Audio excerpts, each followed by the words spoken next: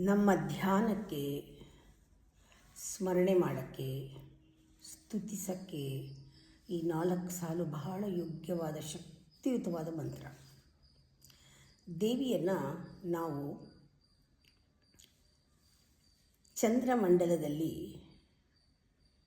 ಆ ಕಳೆಗಳನ್ನು 16 ಕಲೆಗಳನ್ನು, ಚಂದ್ರಮಂಡಲದ ಕಲೆಗಳನ್ನು ಅವಳು ಧರಿಸಿರೋದ್ರಿಂದ, ಕೂಡಿಸ್ಕೊಂಡಿರೋದ್ರಿಂದ ಅವಳನ್ನು ಚಂದ್ರಮುಖಿ ಅಂತ ಕರಿತೀವಿ. ಚಂದ್ರಮುಖಿ ಯಾಕೆ ಅಂದರೆ ಆ ಚಂದ್ರನ ಆ ಕಿರಣಗಳನ್ನು ಅವಳು ಮುಖದಲ್ಲಿ ಅವಳು ತುಂಬಿಸ್ಕೊಂಡಿದ್ದಾಳೆ.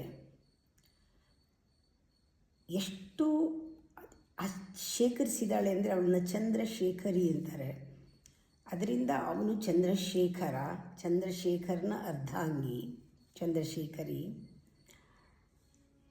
ಇವಳನ್ನು ಸ್ಮರಣೆ ಮಾಡಿದರೆ ಒಂದು ಕಿರಣ ನಮ್ಮ ಧ್ಯಾನದಲ್ಲಿ ಕಾಣಿಸ್ಕೊಂಡ್ರೆ, ಒಂದು ಗ್ಲಿಮ್ಸ್ ಕಾಣಿಸ್ಕೊಂಡ್ರೂ ಕೂಡ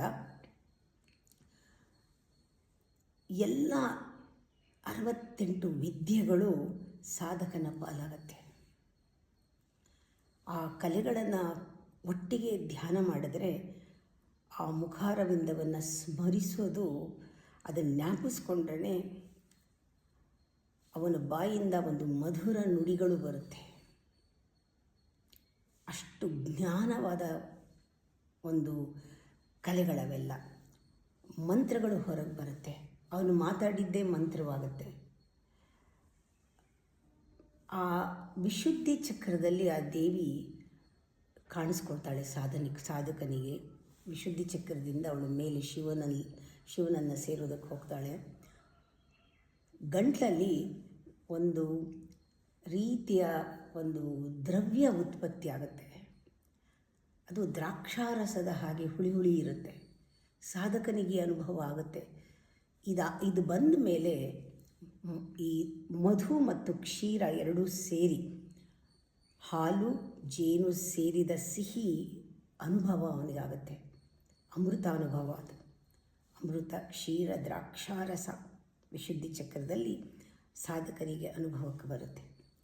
ಅವನು ಮಾತಾಡೋದೆಲ್ಲ ಮಂತ್ರವಾಗುತ್ತೆ.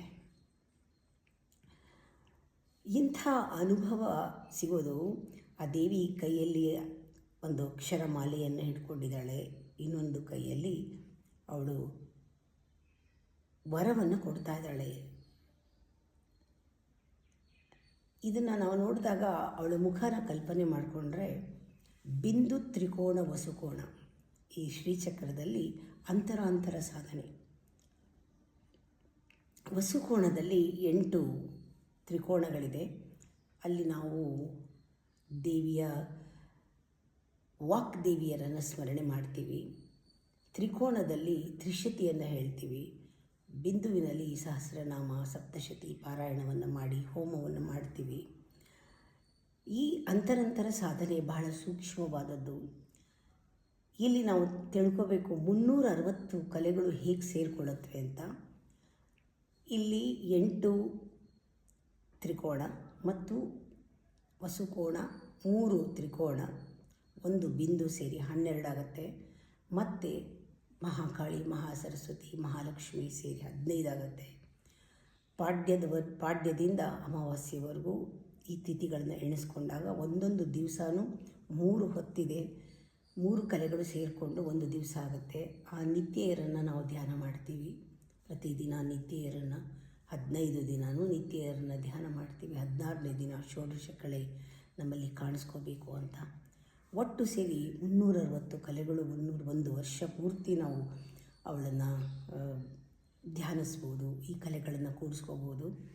ಮೂಲಾಧಾರ, ಸ್ವಾಧಿಷ್ಠಾನ ಎರಡರಲ್ಲಿ ಅಂದರೆ ಮೂಲಾಧಾರದಲ್ಲಿ 56 ಕಲೆಗಳು ಇದೆ. ಸ್ವಾಧಿಷ್ಠಾನ ಮತ್ತು ಮಣಿಪುರ ಎರಡೂ ಸೇರಿ 114 ವನ್ಹಿಮಂಡಲದ ಕಲೆಗಳಿರುತ್ತೆ. ಅನಾಹತ ವಿಶುದ್ಧಿನಲ್ಲಿ 126 ಕಲೆಗಳು ಸೇರಿಕೊಂಡು ಸೂರ್ಯಮಂಡಲವಾಗುತ್ತೆ. ಆಜ್ಞಾಚಕ್ರ ಮತ್ತು ಆಜ್ಞಾ ಮತ್ತು ಸಹಸ್ರಾರ ಎಲ್ಲ ಸೇರಿ 642 ಕಿರಣಗಳು. ಒಟ್ಟು 366 ಕಿರಣಗಳನ್ನು ಸೇರಿಸಿ ಆ ದೇವಿಯನ್ನು, ನಿತ್ಯ ದೇವಿಯ ಎಲ್ಲ ಕಲೆಗಳನ್ನು ಸೇರಿಸಿದವಳು ಚಂದ್ರಶೇಖರಿ ಅಂತ ಕರೀತೀವಿ. ಇದೆಲ್ಲವೂ ಕೂಡ ಅನುಭವಕ್ಕೆ ಬಹಳ ಚೆನ್ನಾಗಿರುತ್ತೆ. ಶ್ರೀ ಸೊಬಗುನಲ್ಲಿ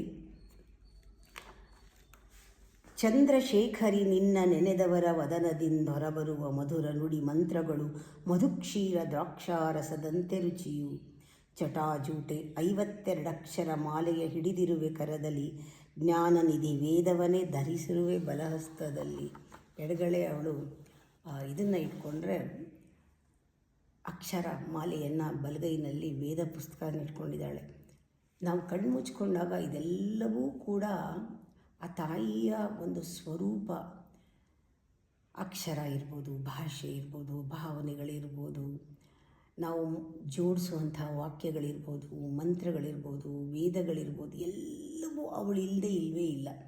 ಈ ಒಂದು ದೊಡ್ಡದಾದ ಒಂದು ಕಲ್ಪನೆ ನಮಗೆ ಬರುತ್ತೆ. ಇದನ್ನೆಲ್ಲ ಓದಿದ್ರೆ ಎಷ್ಟು ಮಹತ್ತರವಾದ ವಿಷಯಗಳು ನಮಗೆ